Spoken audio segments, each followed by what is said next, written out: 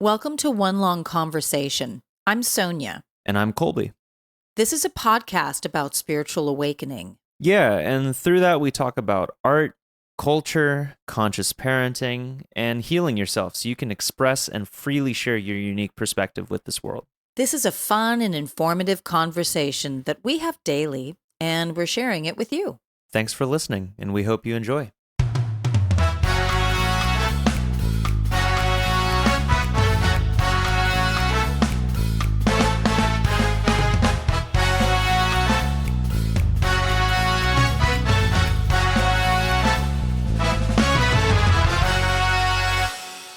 I'm just breathing for a second, like collecting myself. Well, that's good, considering we just passed that huge solar eclipse, and that was a big one. Huge timelines jumped. I feel renewed. I could tell we were going through a lot in that. For me physically, that was really challenging for me physically. Mm-hmm. Yeah. So things are new now. Yeah. Energy is new. Yeah, things are definitely feeling a little bit better. I still feel some residual impatience. But we also just moved too, so there's all these details.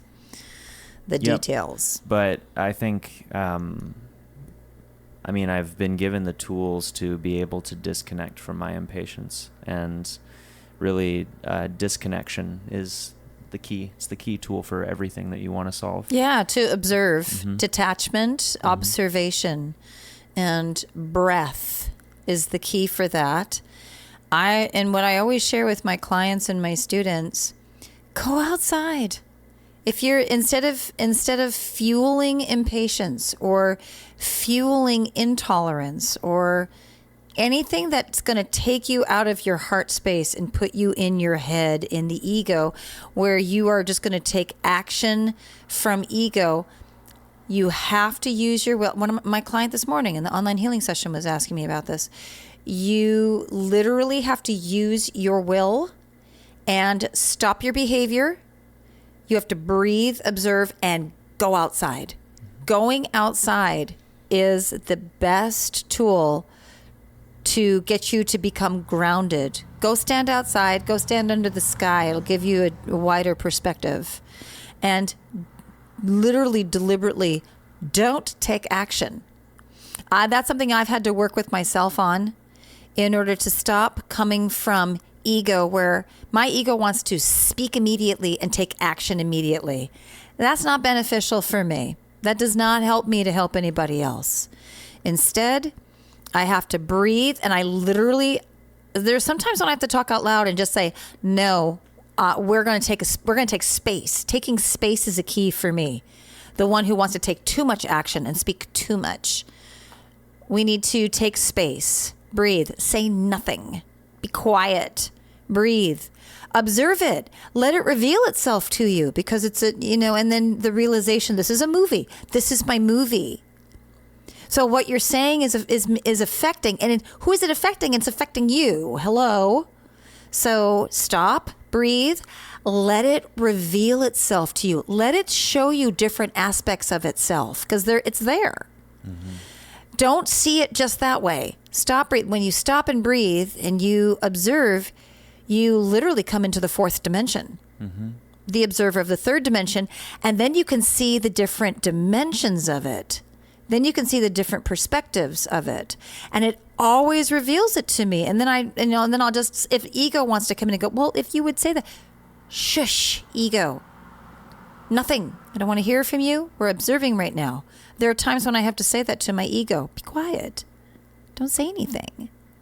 Let it reveal itself. That's how I have been able to cultivate patience. I'm a very patient person now. Not to say that I wasn't patient when I was younger. I just didn't give my patience the platform that it needed. I gave my impatience the platform that it needed, because we have all these components to all of this. And so I learned to give my patience the platform. There's the stage, patience. How are you going to guide us? I find that my patience guides us beautifully. Here, self-love, here's a platform for you. How are you going to guide us? Because there's all these different aspects to us. Self-care. Here's self-care. For me, the big one is self-value, self-worth. That's a big one. Because my inner child still doesn't feel like it's worthy and it's valued. And I already know the origins of all that. All that goes back to my childhood with my father. Everything else is more important than little Sonia was. And so it's always this, you are worthy. Don't make that connection. That's a familiar connection. That's a connection the inner child is making. The inner child is still looking for daddy. And then I literally have to be very blatant with my inner child. Daddy died. Daddy is dead. Like, that's okay. Archetypes die. You're worthy of something better. You're worthy of absolute consistent love.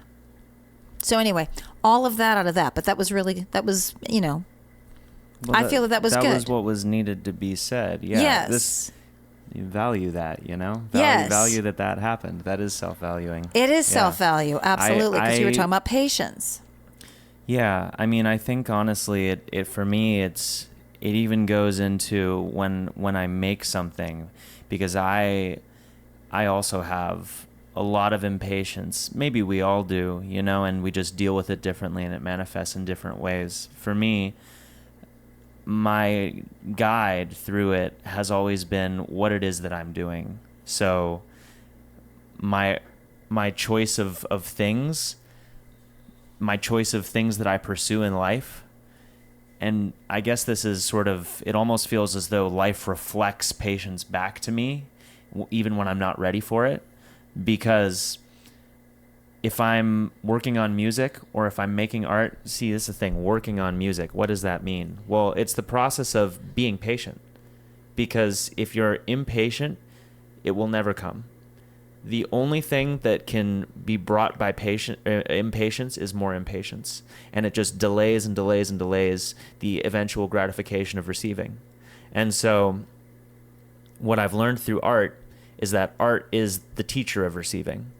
And I was am still learning how to receive through it every single day. When I was fixing our washer out there, it's the art of receiving. That's the art of patience.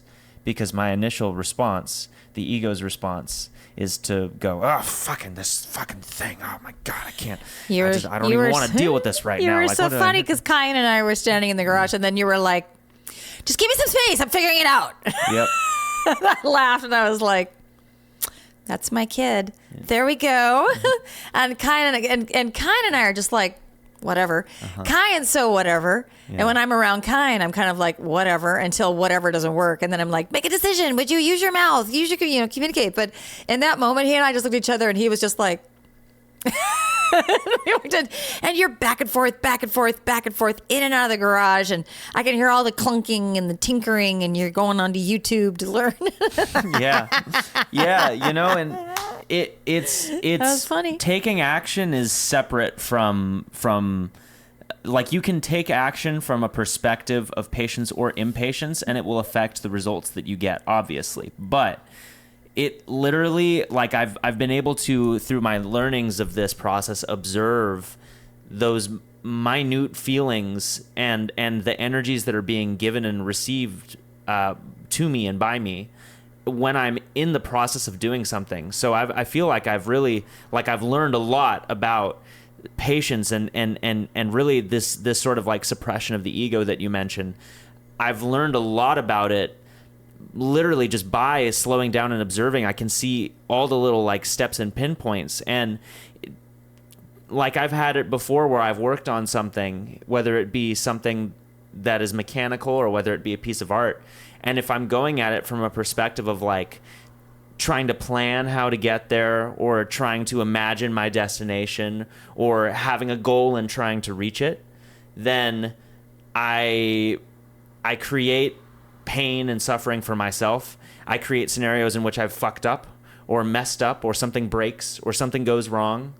If I treat it with patience, which looks like to me completely letting go of any possible outcome and just going through whatever steps you can to get there, releasing yourself from I have fixed this or I haven't fixed this, because ultimately thinking about in terms of like, if I want to fix the washer, and it's like, that's the goal that I'm setting out to achieve. Well, where is that coming from? Well, that's coming from an idea of self-worth. It's like, my self-worth is not there if I haven't fixed this washer, because if I can't fix it, that's failure. And that means that like, well, I just had you buy this thing, so there's a level of like, the ego's wounded. Then it's like the ego wants its opinion to be valued, and so it's like, if that's like a hit on the ego's opinion if that doesn't work, if it doesn't work in that way. And so you observe that, and then you release that, and then it's just very simply, it's this soft relaxation, and then things become very clear. And then the answer presents itself. It's not me finding it. It's the answer presenting itself.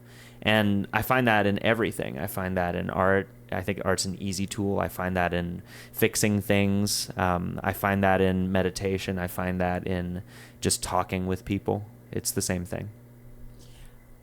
I'm going to call it the advantage. I have the advantage of being your mom, and when there is a machine or a tool that needs to work in a different way or work at all that we have invested money into, I find it, for me, it's very helpful. And maybe this will help you with the patience, because Aries wants to get to the destination, but for each archetype of astrology, of the zodiac, the process is where the learning is.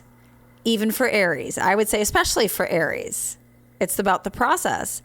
And whenever there's anything that seems like it's failing, I feel like it's our multiverse. I'll say that because we each have our own universe. It's our multiverse flowing together, that it's like a push for you to learn about the joy of the process, what you're learning as you're fixing something. It brings me back to when you were little, that you may not always have the cognitive memory for. I always go to Legos, and very early on, when you used to take the doorknobs off of the doors at the apartment you were born in, and Mars was born in, and like with your father fixing the brown pickup truck that he had, or those kind of things. And you had pure joy in that process when you got a new Lego set. You couldn't wait to open it up because you wanted to get if it was a model, it was almost always a model. It was a kit. You always wanted to get to the model, but we actually used to say to you, okay, take your time and have fun, because it's really about the building of it. It's about the process of it. It's not about it. Because as soon as you make it into what the box looks like, you're going to get bored. And then you would, and then you started to mix and match your sets to make different models that you got inspired by seeing in a book, a Lego book, or when, we had internet finally, on the internet. And then you finally were actually baking your own Lego figures and that kind of stuff when you got to be a little bit older. And it was like, I knew, number one, I trust because I'm your parent and I know this about you. But I also knew because you had enough examples of coming to the result. I always knew that you were going to be successful in building something that you found interesting and that would actually function, like creating a Lego helicopter. Or, anything like that. Or you created some of the most interesting machines and you were like, oh, look at the pulley. And it goes down and look, it scoops up the little Legos. And then and I'm like, oh, how did you make that? And, sometimes your father showed you how to do it, but when you got older, he didn't need to anymore. Oh, we were always so impressed, and lots of accolades to you and things like that. Like, that was super impressive. And then that, and you wanted to be a mechanical engineer, an electrical engineer, and an aerospace engineer. And so that, my mind will always go, that's like a default vision and a knowing for me. Whenever, like the washer, as soon as the washer is not working, and I'm like, Colby will fix it. I never even think, I put my life savings into this. Colby will fix it. I just know you will. And I know that it's an opportunity for you to learn to trust your own process and to learn to like just come into the space with more grace and more presence instead of that Aries impatient, I got other things to do. I can't be dealing with this right now. We just bought this and I can't let mom down. And she put all her money. Yeah, does that occur to me? It is probably because I'm reading your field and I'm like, oh, this is what he's thinking, but this is what's really going to happen. And like I woke up in the middle of the night to hearing the spin cycle. Doom, doom, doom, doom, doom, doom, doom. And it was because my bedroom is right over the garage. So I woke up and I have earplugs in it and a sleep mask on, but I like kind of woke up and it was like, is my bed rattling a little bit? Dum dum dum dum dum dum dum dum dum. And then right away, I literally lift up the face mask and dinged my phone for the time, and it said 12:15 a.m. And I was like, and I heard in my head, of course Colby fixed it. I went, oh, Colby fixed the washer. I hope his clothes got clean. Then of course the mom comes in for me. I hope he gets enough sleep because he has to wake up early and go to work the next day. He needs to be in good, that's, I hope he gets rested enough. That's what my mind does. And then I wake up and I turn my phone back on because it's always off every night. And there's the text from you. It works even better than it did before. And it works better than the apartment washer dryer. And I'm like, of course it does. You're awesome. Of course. And every time I think, why would you even be so irritable about any of that? That was like the biggest Lego set for you to put together. That's what my mind always goes to. Look, it's a Lego washer, Colby. This is bigger than the Death Star. This is way bigger than the Millennium Falcon for you to put together. The biggest Lego sets the Star Wars sets. This is bigger than the Lego Starship Enterprise. This is a Lego washer. I bet you're going to make this even better than what it shows on the box. That's how I think. Yeah. And you notice that I wasn't lording over you. I wasn't micromanaging. Because the reason why Kai and I were out there because we were curious what you were going to do and what you were going to find. It was just kind of like, what's he going to find? What's going on with it? It was something interesting to watch. And you were just like, I'm going to fix it. Let it go. Give me some shade. Which we both found was very amusing. And I was like, it's a Lego washer. What are you so haughty about? Yeah, I do get very, very irritated about that kind of stuff often. That would be like your father. Yeah. He used to get very mad about the car needing it repair. Something is like, oh my God, I don't have time to fix this, and I don't like this. Yeah. And then I don't say it in that moment, but I'm like, you sound like your father. Mm-hmm. I know I do. Yeah, you do. It's so interesting. And I just find it all very amusing. I'm just observing it because, A, I know confidently that you can fix it. And B, I know that it's a journey for you to learn how to find joy in every moment. Mm-hmm. Mm-hmm. Yeah. Yep. And you wanted to talk about this today. Where does that haughtiness, let me find a different word. That's such an old word, haughty. Because not everybody's going to even know what that word means. Irritable. The impatient irritability. Like, where does that come from? What's the root of that? Because that's what you wanted to talk about today. Mm-hmm. Well, it all comes down to ego. It's things that are formulated from when it is that you're a child. It's learned behaviors. It's things that you attach yourself to. As a kid, your ego is very open and receiving of pretty much everything that is around it. But it comes from self-judgment. Yeah. It does. It does. You're absolutely right. That is the specific ego mechanic. Why didn't I have this before? Yeah. Why did this go wrong? Why can't I? Why did I mean, your mind might have gone to the Facebook Marketplace ad. And did I literally find a legit guy? Yep. And, and I didn't have any money for this. And mom did all that self-judgment. And that goes down to self-worth. Mm-hmm. All of it does. It all goes to self-worth. Yeah, it does. It's about judgment. Why? It's like, the question is, and I ask myself this too, and I know the answer, but I haven't really come up with that, hey, this is my podcast and I can give you a tangible A, B, C, D, E reason for this. That's why we're discussing this. We're hashing it out. Like, where does that self-judgment come from? Like, what is the origin of that self-judgment? Well, it's a very important lesson. So I think that, to me, almost the thing that comes up when I give it the space to come up is not really that there is any particular origin for it, more so that it is just the only thing that gives life the meaning that it gives it, It's the only reason to experience anything is to experience trial and tribulation. If you're not experiencing it one way, then you're experiencing it another way.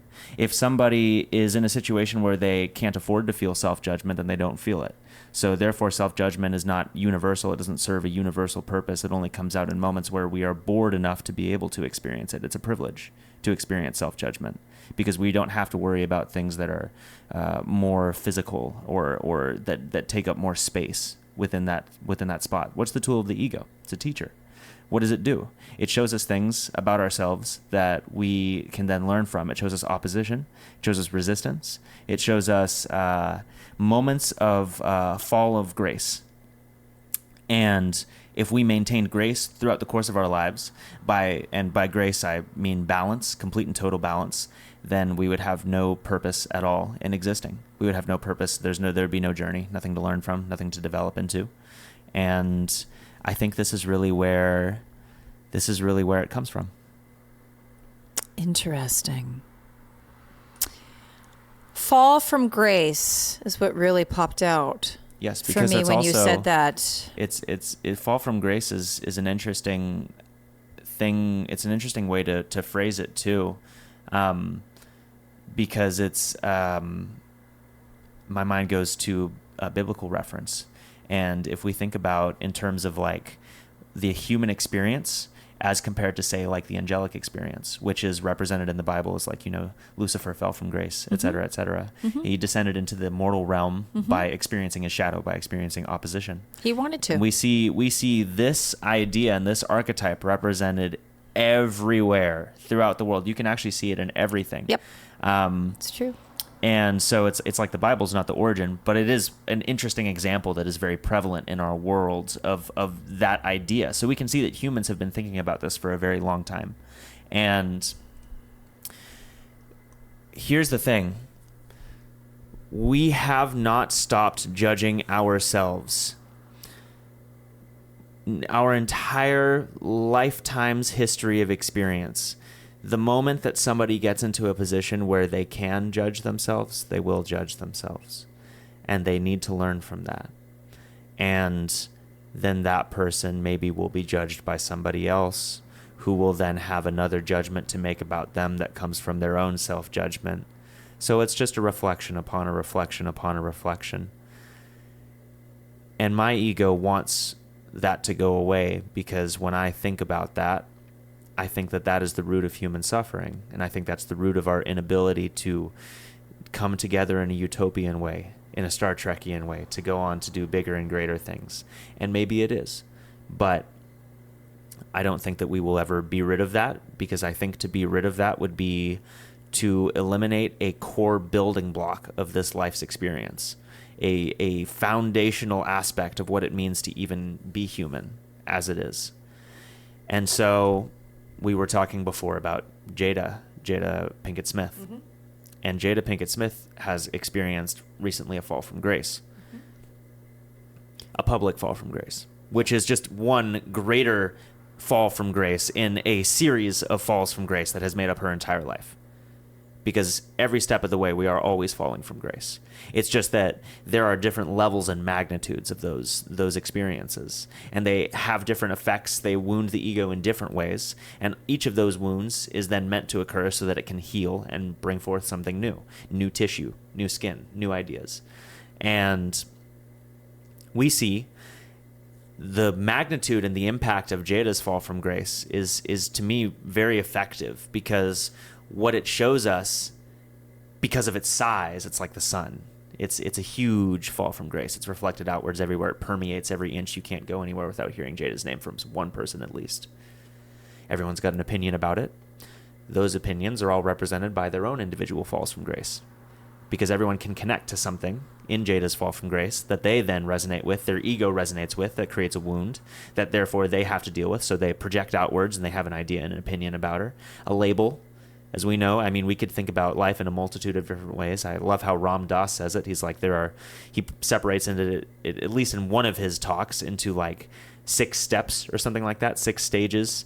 And it's like, you think of the personality as a stage. You think of sort of like consciousness as a stage, but really I am is like the ultimate stage. And so if we're to think of amness and what it is, then there's no judgment attached to that.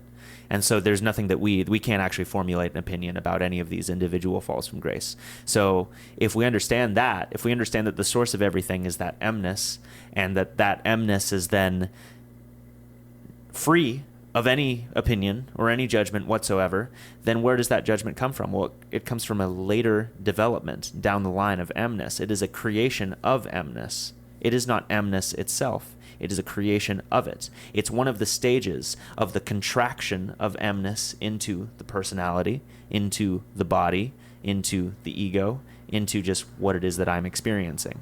And so to figure out more about yourself before returning to amness, you then have to go through these different contractions. And people, they may get stuck. I put stuck in quotations because I don't think you can ever get really stuck.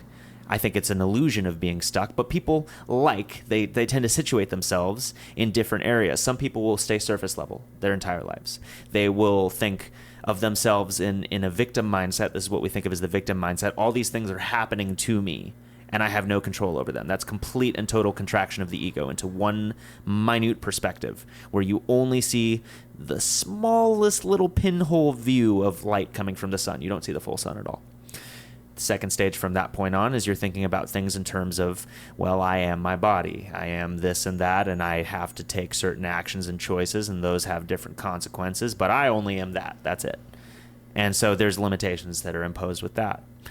We don't really get stuck so much there anymore, I think, as a species, because we've really moved on to the third stage, which is personality, where we're really stuck on that one. So personality is a big contraction for us. Everyone is their personality. The result of all the things that they think and do and say, that is them. And because I've encountered people with certain personalities that have taken advantage of me or hurt me or done certain things, I am then going to take that experience and impose it as judgment upon that person's personality. And I'm going to label them and say, you are that. You are a sociopath. You are a narcissist. And this is the thing, is this is not wrong. All those things are true because we created them. But it's not the full picture. And then we step on from that and we say, okay, well, now I'm looking at somebody and I'm looking at you and I'm seeing you are a spirit. So there's an individual spirit that exists in you. And it is always flowing. It's always changing. Personality is actually just a mask that it wears. So it can change masks anytime that it wants. It's the illusion that personality is concrete that keeps it held. So the mask can be removed. It can adopt a new personality if it so wants, and we experience this through various ego deaths in our lives, of which there are many. They don't all have to come from psychedelics or something. I've had a lot of ego deaths that have just been because of a superimposed lesson from the outside world. Somebody says something mean to you at school when you're a kid. That's an ego death. If you cry from that, if you take that super personally, I've had those experiences where my ego has latched onto that so hard that it has caused its own death and rebirth. And we can then understand through those experiences that this personality is superficial. So that's not the full thing. Spirit, that's a great one to get to. And more of us are getting there, where we're seeing souls individually. I mean, I really feel that has been something that has occurred throughout history at multiple points in time in life. And we've seen it through various spiritual revolutions. And there have always been people who have got the full picture, and they've been ahead of everyone else, because that's, yet again, an ego super imposition. But there have been people who have seen the fullness of it, and there have been people who have gotten to spirit, But we're seeing more and more people get there as time goes on, but spirit is still not the full picture because that's an individual construct. Because you're still looking at, you are your own spirit. I am my own spirit. That's not the fullness of it. What exists beyond spirit? Where do we return? Well, we have no difference. There is nothing that separates me from you. You are just the same hand puppeteering its own little flavor as I am. There's no separation between us. And that is ultimately what is. That's emness. And you can't judge emness. So I heard all of that. And what I want to get back to is when you said fall from grace, and you talk about the people who are falling from grace. And to summarize what you said from my perspective is we choose to fall from grace. What the guides have always shared with me is this is a game. We have chosen to descend even further into the lower frequencies, the lower vibration, in order to experience duality. We want to experience some very deep shadow. And we're seeing that shadow come up now because that shadow, what ended up happening is in the process of experiencing our shadow of ourself as a collective in this universe, we ended up judging it. And the judgment cuts us off, so to speak, from source. Even though we can never be cut off from source because we are source, but we perceive that we're cut off from source. And the more that we judge, we're really judging source. We're judging ourselves. And so that creates more of a duality, more of a separation. And that then loops because everything's a timeline. Everything is a continuum.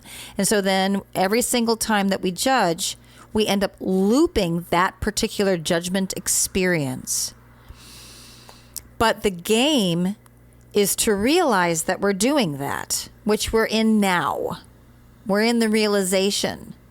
Not all the souls in our human collective realize this, but enough of us realize that when we judge our shadow, we are judging the whole self, the experience that we designed and we wanted to experience and want to experience.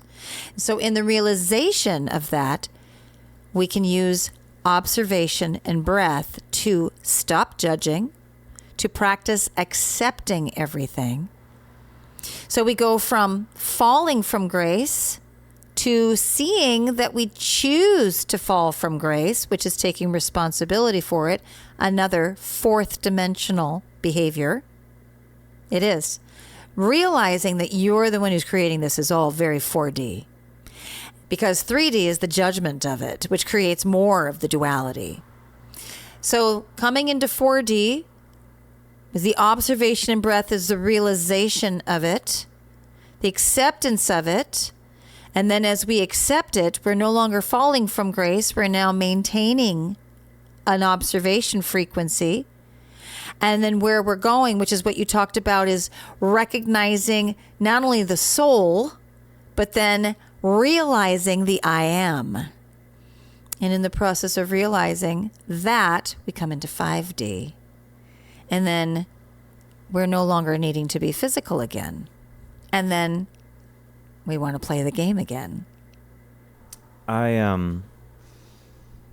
wonder often how that journey appears. I wonder if it's something that already exists and has existed for a very, very long time. And what I mean by that is that the journey of going back to self again and again and again is simply the process of living this life until death, and then from death moving onwards, and then continuing to ascend, quote unquote, through those different levels, those different energies, those different vibrations, those different dimensions, and experiencing them through your different perceptions. as a soul until you eventually reach that oneness. And that oneness, of course, we actually, it's funny because we think so linearly, we conceptualize that as the highest dimension. We could give that any name or number. It really doesn't actually matter, because that oneness is also 1D, because it cycles back around. It's totally one-dimensional. What I always feel, what I'm told, and I share, I'm told this by the guides, by my higher self, my inner self, my oversoul, all my terms for it, but those are the different levels and layers and aspects of myself that are not in the body. That's what always communicates to me. And when I'm receiving information from those higher aspects of myself, what they share is we enjoy playing this game of all the cycling, of the lowering of the experience, and then the raising of the experience. When you're done with a body, what you believe when you're in that body is going to be your result when you leave the body. So your afterlife, your heaven, nirvana, your hell, whatever, is based upon what you believe in a lifetime, because that's the experience you want to have. And there is this, it can be a slow process of realization, of incarnations, or it can be a quick process depending on what you on higher levels want to learn about yourself through. And so when you're not in a body, your experience is what you want it to be. You can change that at any time based on what you believe. And when over the course of different cycles, cycling over and over again, reincarnating over and over again, when you want to come back to the I am, the pure state, the 1D, the self, the oneness, you do. That's your starting point. That's your, we could almost call that 0 point in some ways. And it's like, okay, here I am. I'm back at self again. But it's boring. So then we want to descend and do the cycling again. It's so funny. I literally I realized this as soon as you said that. It is the self-judging itself that then creates all those cycles. It is, but we want to do that. So when we had asked earlier in this episode, like what's the root cause of self-judgment? We are the root cause of self-judgment, because that's the only way we can descend, is to do the judging, and then we're in it. And what's the challenge of the game of being human? It's how to stop the judgment looping so that you can raise your consciousness again. And we do it over and over and over again. And the guides say repeatedly, we do this to learn more about ourselves, because the only way that we can learn about our light is to go into dark. It's the only way, and judgment is the dark. It's the only way. When people ask me from so many different areas, they ask me, how could a God ever create children being tortured? Well, you're now judging God, because God is children being tortured. Because God wants to experience itself. God wants to know, what is it like to experience being a baby being tortured or killed? That's why it exists. It exists in order to experience itself in that situation. That's why we see the plethora of dark acts that we see. The key to understanding all of this is to not judge it. Accept your dark thoughts. I do. It took me a long time to accept my dark thoughts. I have dark thoughts. I accept it as a part of my life experience now. I no longer judge dark thoughts, dark sexual thoughts, dark murder thoughts. If I see any sort of dark images on the web, or when I used to see dark stuff, when I used to watch media, I don't judge any of that. I just accept it. And it literally just all becomes one experience. and I come into this wonderful neutral space. What I see with those of us that call ourselves light workers online is, again, that whole utopian nirvana. Everything has to be white light all the time. I used to be in that. When you were growing up, I was in that. I used to judge darkness, and it made the contrast more extreme. It made it more extreme. And my life now is no longer extreme because I no longer judge my darkness. I now accept my darkness. And that actually has taken it from going from darkness into just kind of some gray matter, really. It's so interesting. And my light is actually not so whitewashed, bright, sparkly anymore because that was too extreme. Everything is much more subtle now, and I have a much clearer perspective because of it. Thank you so much to everyone who listened to this week's episode of the podcast. Feel free to check us out on Instagram at One Long Conversation to get some updates on our future episodes, our future content. You can also follow us on Patreon and become a member. We have a lot of interesting and awesome perks and cool ways to connect with us and our community that we're forming there. So go over to Patreon at One Long Conversation, and you'll find us there. We also have these episodes going out on YouTube now. So if you go to YouTube, yet again, at One Long Conversation, you will find video versions of these episodes. So yeah, thank you so much. We'll see you next time.